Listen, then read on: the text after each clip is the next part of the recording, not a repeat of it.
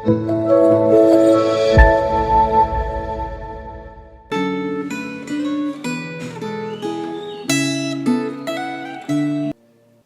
saudara-saudara yang terkasih di dalam Tuhan.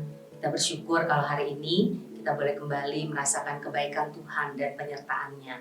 Dan biarlah hari ini kita kembali akan merenungkan firman Tuhan dengan tema kebaikan dan keadilan Tuhan yang terambil dari Keluaran 21. Mari kita berdoa sebelum kita membaca dan merenungkannya.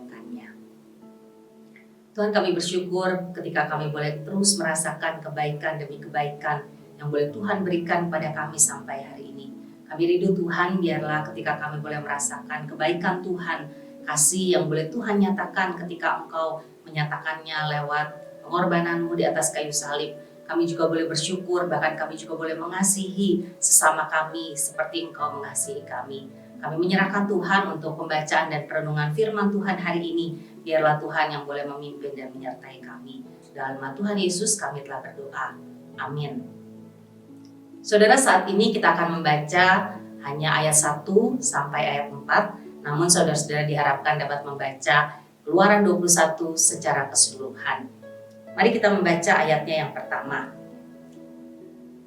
Inilah peraturan-peraturan yang harus kau bawa ke depan mereka. Apabila engkau membeli seorang budak Ibrani, maka haruslah ia bekerja padamu 6 tahun lamanya. Tetapi pada tahun yang ke-7 ia diizinkan keluar sebagai orang merdeka dengan tidak membayar tebusan apa-apa. Jika ia datang seorang diri saja, maka keluar pun ia seorang diri. Jika ia mempunyai istri, maka istrinya itu diizinkan keluar bersama-sama dengan dia. Jika tuannya memberikan kepadanya seorang istri dan perempuan itu melahirkan anak-anak lelaki atau perempuan, maka perempuan itu dengan anak-anaknya tetap menjadi kepunyaan tuannya. Dan budak laki-laki itu harus keluar seorang diri. Saudara, setelah dibebaskan dari perbudakan, bangsa Israel diperingatkan agar jangan memperlakukan orang lain seperti cara Firaun memperlakukan mereka. Tuhan mengizinkan bentuk-bentuk perbudakan tertentu dengan hukum tertentu untuk melindungi kesejahteraan dan martabat para budak.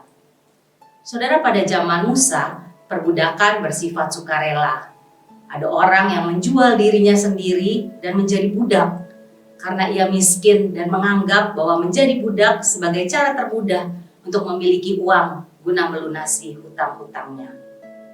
Setelah transaksi penjualan budak selesai, budak harus tinggal di rumah majikan dan harus mengerjakan apapun yang diperintahkan oleh tuannya. Saudara, ada beberapa hal yang akan kita pelajari bersama dari kitab Keluaran ke-21 ini. Yang pertama, manusia punya harga diri. Oleh sebab itu, di dalam hal perbudakan pun ada aturan yang melindungi harga diri seseorang walaupun dia adalah seorang budak. Pemilik budak tidak boleh berlaku semena-mena atas budak yang dimilikinya. Ada aturan berapa lama dia bekerja dan kemudian bebas. Dan juga apakah dia akan tinggal terus atau pergi meninggalkan majikannya. Pelajaran yang kedua adalah hak dan kewajiban harus dihargai. Saudara, pemilik budak punya hak dan kewajiban terhadap budaknya. Demikian juga budak memiliki hal dan kewajiban. Di sini diberikan beberapa hal yang harus diperhatikan. Antara lain, hak budak wanita yang sudah tidak diingini lagi oleh tuannya atau tuan telah mengambil wanita lain. Mereka tetap harus diberi makanan, pakaian, dan kebutuhan lainnya. Pelajaran yang ketiga, hukuman dibedakan atas kesengajaan dan tidak sengaja. Saudara, lembu yang menanduk orang sampai mati, maka pemilik lembunya dihukum atas dasar apakah lembunya pertama kali membunuh orang atau sudah berulang kali dan sudah diketahui pemiliknya dan sudah diperingati. Hukuman harus diberikan secara adil berdasarkan pertimbangan-pertimbangan yang baik. Saudara-saudara, Tuhan sangat menghargai manusia ciptaannya. Apapun status dan pekerjaan mereka, semua manusia sama bernilai di mata Tuhan. Tuhan tidak memandang manusia menurut kekayaannya. Semua manusia diperhatikan, bahkan dilindungi oleh Tuhan. Oleh sebab itu, kita juga harus saling menghargai sesama kita, umat manusia. Apapun dan bagaimanapun keadaan mereka, Biarlah kita selalu ingat bahwa Tuhan sangat mengasihi, bahkan sangat menghargai mereka. Saudara, sebagai manusia seringkali tanpa sadar kita memandang dan menghargai sesama dari status ekonomi atau status sosial seseorang. Ketika status ekonomi atau sosial mereka berbeda dari kita mulai merasa di atas mereka dan kurang mau bergaul dengan mereka.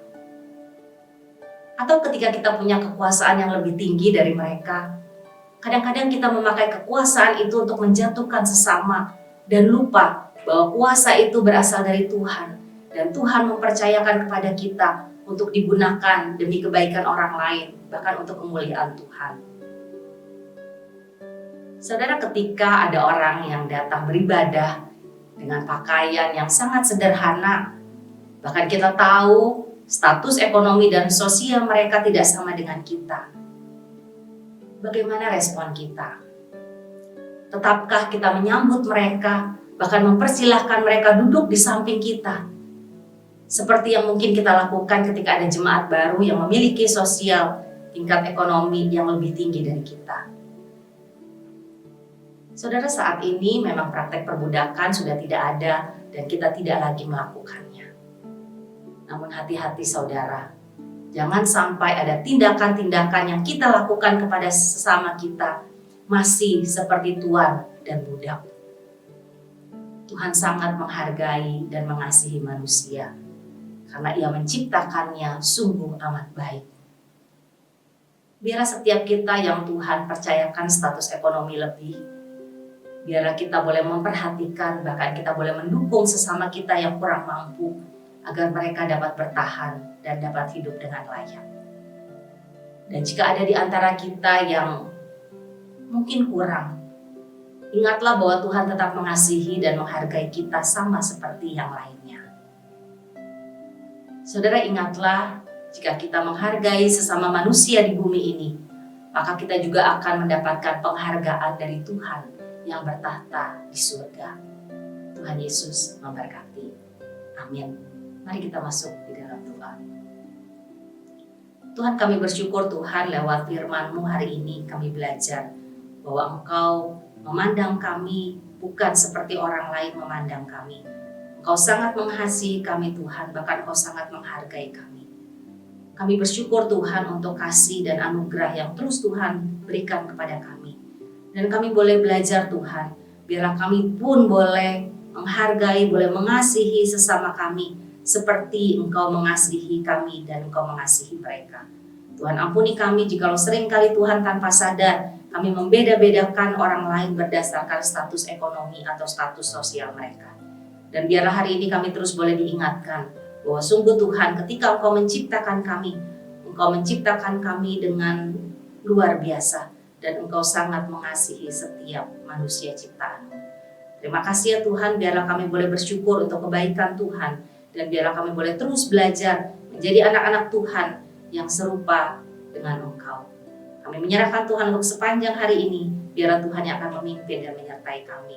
Di dalam nama Tuhan Yesus kami telah berdoa. Amin. Tuhan Yesus memberkati.